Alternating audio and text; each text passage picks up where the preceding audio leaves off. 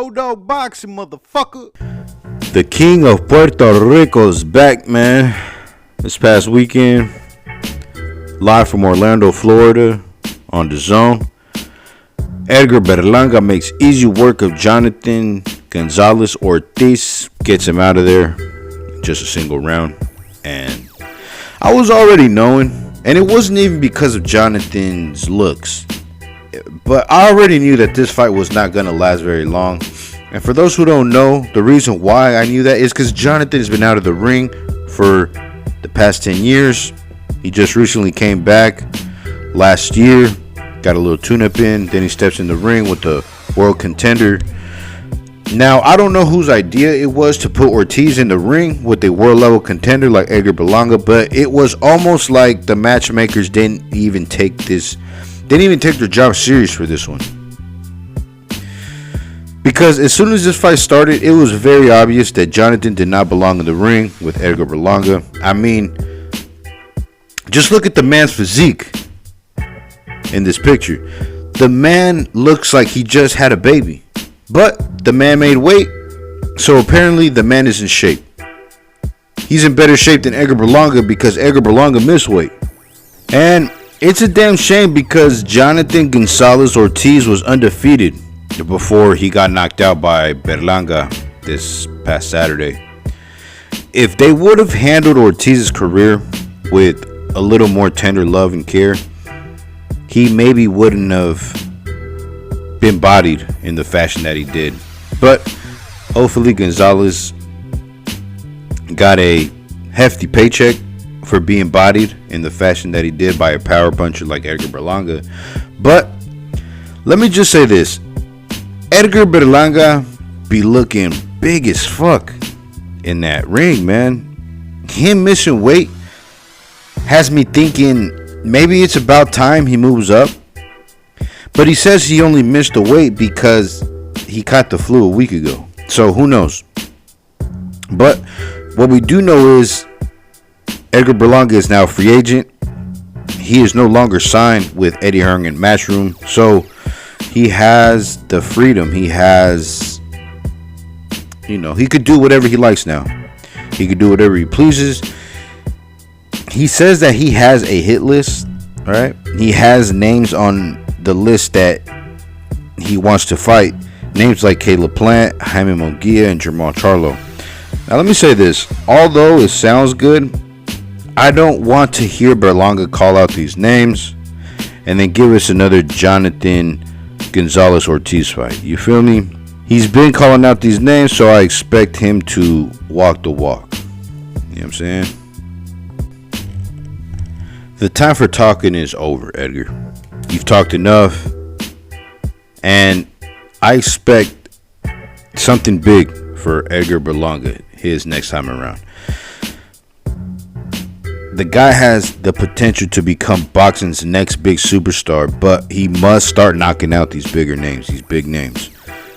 The word on these boxing streets is that Edgar Berlanga's next move is to sign over there with Jake Paul's MVP, Most Valuable Promotions. We all know that MVP, or Most Valuable Promotions, has been working a lot with Puerto Rico and Puerto Rican fighters, so I can see Edgar Berlanga going over there with them.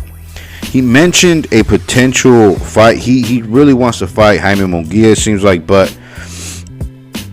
however, Jaime Munguia is already busy. He's got a fight coming up with Bruno Siraj coming up here in May. So Jaime Munguia for a potential opponent for Edgar Berlanga is out of the question for now. But you know who doesn't seem to be occupied with anything at the moment is Caleb Sweet Hands Plant. That's the fight to make right now. That fight is long overdue. These guys stay going back and forth at each other on Twitter and social media in general. Even at the Canelo vs. Berlanga press conference last year, they were going back and forth at each other. So there's some bad blood there. This is definitely a sellable fight. And we all know that Caleb Plant is about that life. That man don't duck no smoke.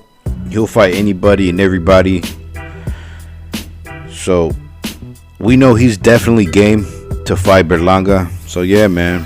Caleb Plant, Edgar Berlanga.